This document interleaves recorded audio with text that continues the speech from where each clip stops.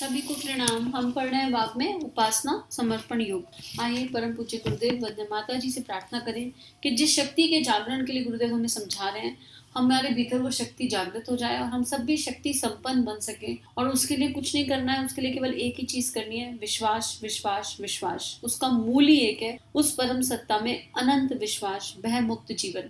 तो इसी भाव के साथ एक गायत्री मंत्र। ओम भूर्भुवः स्वः तत्सवितुर्वरेण्यं भर्गो देवस्य धीमहि धियो यो नः प्रचोदयात्। आगे पढ़ते हैं। कल गुरुदेव हमें बता रहे थे कि शारीरिक बल का कोई महत्व नहीं है आत्म बल के आगे। और जब हमारे भीतर का संपूर्ण देवत्व जागृत हो जाए और हम ये मान लें कि हम कौन है, हम आत्म रूप हैं और हम उसी में जीवन जीने लगे, तो हमारी आत्मिक शक्तियों की वृद्धि खुद ब खुद हो जाएगी। और फिर हर युग में जो कुछ घटित हुआ है, जो भी हम चमत्कार पढ़ते हैं, वो कहीं भी घटित हो सकता है, क्योंकि वो एक्चुअली चमत्कार नहीं है, वो रेडिएशन है, मेरी अंतरात्मा की रेडिएशन है, प्रार्थना की पुकार है, अंतरात्मा की परमात्मा से पुकार है। और फिर जब पुकार सच्ची है, ऐक्य भाव हो गया, तो फिर ऐसा पॉसिबल ही नहीं है कि भगवान आए ना। हम पुकारे उस तरह से, हमारी अंतरात्मा में वो विकलता आए, तो सब कुछ अपने आप घटित हो जाएगा। तो सारे दैवीय गुण, सारी दैवीय चीजें इस समय भी हो सकती है, क्योंकि वो पूरा साइंटिफिक रीजनिंग है उनके पीछे। आगे लिख रहे हैं, यह ख्याल रखना कि ये चमत्कार अमुक स्थान में अथवा अमुक युग में ही हो सकने संभव थे, एक भ्रमजनक बात है। उन चमत्कारों को दिखाने वाले मनुष्य ही थे, कोई भिन्न प्रकार के प्राणी तो नहीं थे। जो लोग परमात्मा के साथ एकता प्राप्त करके दिव्य पुरुष बन गए और जिनमें उच्च दैवीय शक्तियां काम कर रही हैं, वे ही मनुष्य चमत्कार दिखला सके थे। शायद कोई पाठक यह प्रश्न करे कि चमत्कार का क्या अर्थ है? क्या चमत्कार किसी अलौकिक घटना को ही कहते हैं? सामान्य मनुष्य सामान्य स्थिति में जो काम कर सकते हैं, उससे ऊंचे प्रकार के कामों को ही अलौकिक कहा जा सकता है। चमत्कार का अर्थ इसके अतिरिक्त और कुछ समझना ठीक नहीं।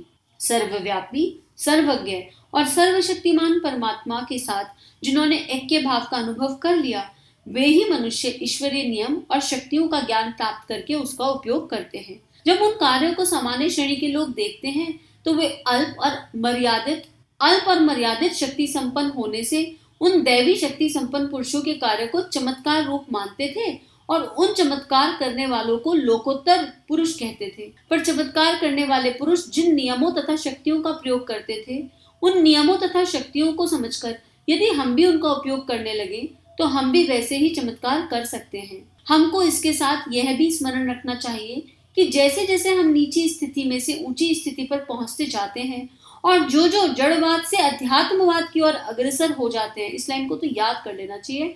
जड़वाद से अध्यात्मवाद मतलब, जड़वाद मतलब मेटेरियलिस्टिक से सोल कॉन्शियसनेस, बॉडी कॉन्शियसनेस से सोल कॉन्शियसनेस की तरफ अग्रसर होते जाते हैं, त्यों त्यों भूतकाल में चमत्कार माने जाने वाली घटनाएं हमको सामान्य तथा स्वाभाविक लगने लगती हैं। इसी तरह आज जो बातें चमत्कार रूप लगती हैं, वे भविष्य में स्वाभाविक जान पड़ने लगेंगी। यही रीति आरंभ से चली आ रही है। इसको एक सिंप्लीफाई तरीके से समझते हैं।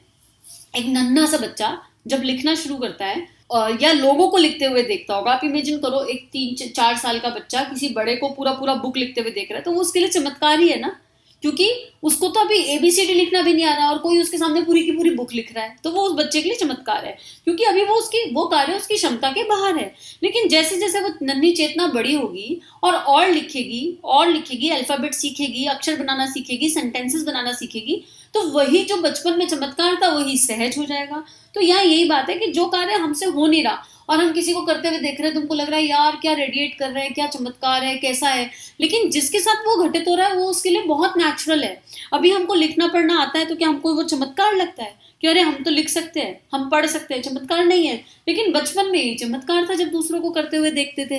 तो इट्स सिंपल, जिनके साथ घटित हो रहा है उनके लिए बहुत नेचुरल है, एकदम न्यूट्रल है, क्योंकि उनके साथ वो सहजता से घटित हो रहा है, उन्होंने कुछ स्पेशल या अलग नहीं किया। और हम सब उस पथ पर चलकर, और वो पथ क्या है? केवल एक ही पथ है, समर्पण का पथ, विश्वास का पथ, भय मुक्त होने का पथ। जब हम सोचते हैं ना कि हम कर लेंगे चीजें, तभी गाड़ी गड़बड़ाती है। हमसे क्या होगा? एक पत्ता सृष्टि का उस परमात्मा की इच्छा से हिलता है, तो हमसे क्या होगा?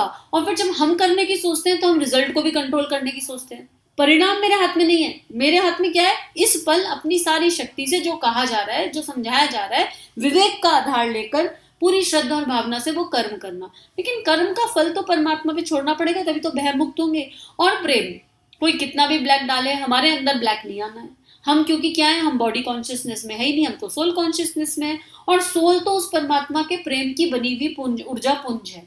हम उस परमात्मा के दिव्य प्रेम का एक किरण है। तो यही बात यहाँ गुरुदेव कह रहे हैं कि सब कुछ नेचुरल है और सब कुछ नेचुरल हो जाएगा, बस हम उस रास्ते पर समर्पण के साथ चल के देखें। और जब हम इस रास्ते पे चलने की कोशिश करते हैं तो को आसान तो नहीं है, लेकिन आसान संसार की यात्रा थोड़ा ना है। बड़े टेस्ट होंगी, बड़ी परीक्षाएं भी होंगी, और लोग आके बहुत कुछ बोलेंगे। अब अगर हम लोगों की बातों में आ जाए तो अपने अंतःकरण की आवाज ना सुने। अभी 2-3 स्वाध्याय पहले गुरुदेव ने बताया था, अपने साथ बैठना है, आंख बंद करके बैठना है, तब तक उत्तर ना मिल जाए तब तक बैठना है, लगातार बैठना है, सत्संग भी करना है, चर्चा भी करनी है, सबका सुनना है, रिसीविंग मोड में रहना है। हम सारे मोड तो बंद कर देते हैं क्योंकि हम धारणा बना लेते हैं। अब ये मान लो हर जगह से गुरु बोल रहा है, हर जगह से गुरु बोल रहा है, तो एक तो सबको ही टीचर हो जाएंगे। हर किसी के लिए एक दृष्टि बन जाएगी कि अगर कुछ भी घटित हो रहा है तो मुझे सिखाने के लिए हो रहा है, मेरे आत्मनिर्माण की यात्रा में कॉन्ट्रीब्यूशन के लिए हो रहा है। और जब दृष्टि वैसी हो जाएगी तो हर जगह से सीखने को मिलेगा, सब जगह गुरु चेतना दिखाई देने लगेगी, तो फिर सब जगह वननेस की फीलिंग अपने आप होगी, क्योंकि रिस्पेक्ट और सम्मान आ जाएगा। छोटे छोटे गुरुदेव ने ये सूत्र पीछे पूरे अध्याय में दिए हैं।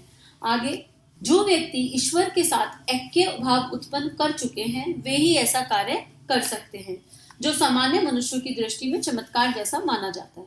इस कारण वे व्यक्ति साधारण मनुष्य के बीच विशेष समझे जाते हैं। जो काम एक व्यक्ति कर सकता है उसे दूसरा भी कर सकता है, यह एक सर्वमान्य नियम है। इसलिए शक्तिमान अथवा शक्तिहीन होना मनुष्य के अपने हाथ की बात है। जब मनुष्य को इस बात पर पूर्ण विश्वास हो जाता है कि मैं उच्च स्थिति प्राप्त कर सकता हूँ, तो वह अपने उद्देश्यों में अवश्य सफलता प्राप्त कर सकता है। मनुष्य अपने लिए जो बंधन कल्पित कर लेता है वे ही उसको आगे बढ़ने से रोकते हैं। जैसे दूध की मलाई उत्तम होने पर ही ऊपर आती है, वैसे ही जो व्यक्ति अपने में पाए जाने वाली उच्च शक्तियों को विकसित करने की इच्छा रखते हैं वे भी उत्तम होने के कारण अन्य सामान्य पुरुषों से ऊपर दिखाई दे पड़ते हैं। अपने भीतर की श्रेष्ठता को जानना, पहचानना, उसको स्ट्रेंथन करना, किसके लिए करना, लेकिन अहंकार भाव के पोषण के लिए नहीं। वो स्ट्रेंथन करनी भी नहीं पड़ेगी। सच तो यह है कि अपने ईश्वर के साथ एक के अनुभव करना, हर पल हर क्षण उस इष्ट का स्मरण करना। कौन सी गहराइयों से अंतःकरण के नहीं पता, पर जितना हार्ट में डीप जा सकते हो उतना डीप चले जाओ, जितना, क्योंकि अनंत सागर है। इसकी डीप, इसको कितना नाप सकते हैं, हम नाप ही नहीं सकते। तो जिसको जितना गहरा मिल जाए उतना गहरा डीप जाके उस परमात्मा को पुकार लगाना, तो सब कुछ अपने आप हो जाएगा। फिर ये करना नहीं पड़ेगा। और वैसे भी अगर सिद्धि के लिए किया तो क्या किया फिर, कि हमारे भीतर से कुछ जागृत हो जाए, कुछ दैवीय जागृत हो जाए, इस भाव से अगर हम कुछ कर रहे हैं तो फिर हमारा मूल गड़बड़ा गया ना, रूट गड़बड़ा गया। ये तो उस परमात्मा से प्रेम करने की यात्रा है, अनंत प्रेम, प्रेम के लिए प्रेम, अकारण प्रेम। जैसा प्रेम हमें मिल रहा है, अभी तो हमें हुआ ही नहीं अपने इष्ट से, अपने गुरु से सच्चा प्रेम। बहुत सारे बॉडी कॉन्शियसनेस के भाव और विचार आते हैं, बहुत सारी चीजें ऐसी जाग जाती हैं। तो ये केवल प्रेम की यात्रा है। और जब वो प्रेम की पराकाष्ठा आएगी तो जो आना होगा, अगर कोई सिद्धि रिद्धि कुछ भी आना होगा तो आ जाएगा। लेकिन आके भी क्या कर लेगा, उससे किसी का लाभ होना होगा तो हो जाएगा। वहां रुक तो नहीं सकते ना, वहां रुकना तो नहीं है ना। यात्रा तो चलते जाने की, चलते रहना है, चलते रहना है। कब तक? जब तक सांस महसूस हो रही है तब तक चलते रहना है, क्योंकि कुछ महसूस हो रहा है तो इसका मतलब मैं हूं ना। जब तक ये अपने होने का एहसास है तब तक चलते रहना है। और जिस दिन एहसास ही खत्म हो गया उस दिन किसे पता चलेगा कि कौन चल रहा है और कौन बैठ रहा है और कौन उठ रहा है। फिर तो समाप्त हो गई ना, फिर तो अपने आप होगा सब, फिर महसूस ही नहीं हो रहा। शब्द शायद कम है इसको एक्सप्लेन करने के लिए, आगे पढ़ते हैं। हम परिस्थितियों और बाह्य संजोगों के संबंध में बहुत सी बातें सुनते रहते हैं, पर निश्चय समझ लेना चाहिए कि परिस्थितियां मनुष्य को नहीं बनाती, वरन मनुष्य ही परिस्थितियों का निर्माता होता है। मैनिफेस्टेशन की बात पहले चैप्टर्स में आ चुकी है। जो हम सोचेंगे वही हम मैनिफेस्ट करेंगे। इसलिए मनुष्य का कर्तव्य है कि वह अपनी भावना के अनुसार परिस्थितियों को मोड़ ले। और मैनिफेस्टेशन में भी भाव इंपॉर्टेंट है, मूल भाव बहुत इंपॉर्टेंट है। अब मैं आपको मूल भाव का एक एग्जाम्पल देती हूँ। अभी 2-3 दिन पहले धुलाई हुई है। मूल भाव का एग्जाम्पल, मैं ऐसी बैठी थी, मतलब जब कर रही थी, साधना कर रही थी, जो भी गुरुदेव करवा रहे थे वो हो रहा था। और मन में एक भाव आया कि कैसे ये जो संत लोग हैं कैसे भूखे रह जाते हैं, कुछ खाते पीते नहीं है, इनको भूख नहीं लगती, शरीर नहीं है, क्या नहीं है, क्या क्या ऐसा कारण है, कैसे गुरुदेव इतने साल इतना बड़ा अनुष्ठान कर गए, जब कर गए, तब कर गए, क्या कारण रहा होगा, कैसे कर गए। और ऐसे ऐसे ऐसे ऐसे चल रहा था। और ऐसा लगा जैसे कि कोई शक्ति कह रही है कि मतलब मेरे मन में ये था कि इतना इतना कठोर अनुशासन निभाना इतने साल कैसे हो सकता है, कैसे निभा लेता है, कोई हठ योगी निभा सकता है। और गुरुदेव तो करुणा और प्रेम की मूर्ति है। तो ऐसा लगा जैसे गुरुदेव कह रहे कि वो अनुशासन नहीं था, वो तप नहीं था, वो संयम नहीं था, वो तो प्रेम करुणा का भाव था, अत्यंत असीम करुणा का भाव कि मुंह में कुछ जाता ही नहीं, क्योंकि मुझे पता है मेरे हजारों लाखों बच्चे भूखे हैं, मेरे कितने बच्चों को तो नसीब ही नहीं हो रहा, तो इसलिए सब छोड़ना नहीं पड़ा, स्वतः करुणा से छूट गया ऐसा। और जैसे वो मिला ना तो इतना अलग सा एक फीलिंग रेडिएट हुआ कुछ पल के लिए। और फिर मन का छल देखिए, फिर ऐसा लगा जैसे मन कह रहा है हाय काश इस करुणा का, इस पीड़ा का हिस्सा मन बढ़ जाए। लेकिन अब यहाँ मूल भाव क्या था? मूल भाव था कि जब ऐसा कुछ हो जाएगा तो शरीर अपने आप ठीक हो जाएगा, ये जो थोड़ा बहुत मोटापा है ये कम हो जाएगा, जो थोड़ी बहुत प्रॉब्लम्स हैं अपने आप सॉल्व हो जाएंगी।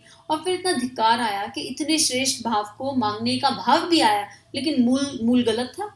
अरे लोक से भी बनने का भाव होता है ना मूल में, कि गुरुदेव आपका कार्य करेंगे, आप जो करवाना चाहोगे वो करेंगे, वो सब होना चाहिए था। मूल क्या कह रहा है? मूल अभी भी शरीर में अटका है कि ये शरीर ठीक हो जाएगा, है पतले हो जाएंगे या XYZ हो जाएंगे। तो इतनी ग्लानि फील हुई कि अभी तो मतलब पता नहीं कितनी यात्रा बाकी है, अभी तो पता नहीं क्या रेडिएट कर रहे हैं और क्या सोच रहे हैं।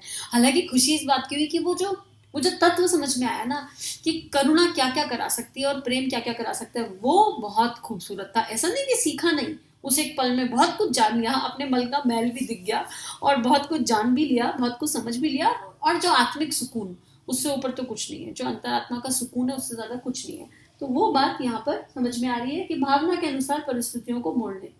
जब इस विषय का वास्तविक रहस्य हमको विदित हो जाएगा, तब हम यह भी समझ लेंगे कि परिस्थितियों से बाहर निकलने की चेष्टा करना अनेक समय अनावश्यक होता है। परिस्थितियों से बाहर निकलने की चेष्टा करना अनेक समय अनावश्यक। अब यहाँ इसको यही स्वाध्याय को समाप्त करेंगे, क्योंकि यहाँ जब गुरुदेव ये लाइन लिख रहे हैं तो ये लाइन बहुत इंपॉर्टेंट है। हम लोग आध्यात्मिक यात्रा पे भी चलते हैं तो कई बार कुछ संस्कार है जो नहीं छूट रहे होते, बड़ी मेहनत करके भी नहीं छूट रहे होते कुछ कुसंस्कार, और आध्यात्मिक यात्रा पे बिल्कुल मना होता है कि नहीं ये नहीं होना चाहिए, ऐसा संयम होना चाहिए वैसा, और हम ना उसी में इतना अटक जाते हैं और लगे रहते हैं ये निकल जाए, ये छूट जाए, ये छूट जाए। अब यहाँ पर भी तो इच्छा और डिजायर हो रही है और वो छूट नहीं रहा, जितना वो संस्कार छूट नहीं रहा उतना रेस्टलेसनेस अंदर आ रही है, उतनी कोशिश। अब यहाँ पर लड़ाई नहीं लड़नी है खुद से, अब परिस्थितियों के साथ एडजस्टमेंट करना है। बस ये देखना है कि क्या हमारा प्रयास सच्चे मन से हो रहा है, क्या हम वो सच्चे मन से रेडिएट कर रहे हैं, संस्कार से छूटने की इच्छा सच्चे मन से है। अगर वो सच्चे मन से है, प्रयास पूरे हैं, एफर्ट पूरा, फिर भी संस्कार नहीं छूट रहा, तो वो अपने समय से छूट जाएगा।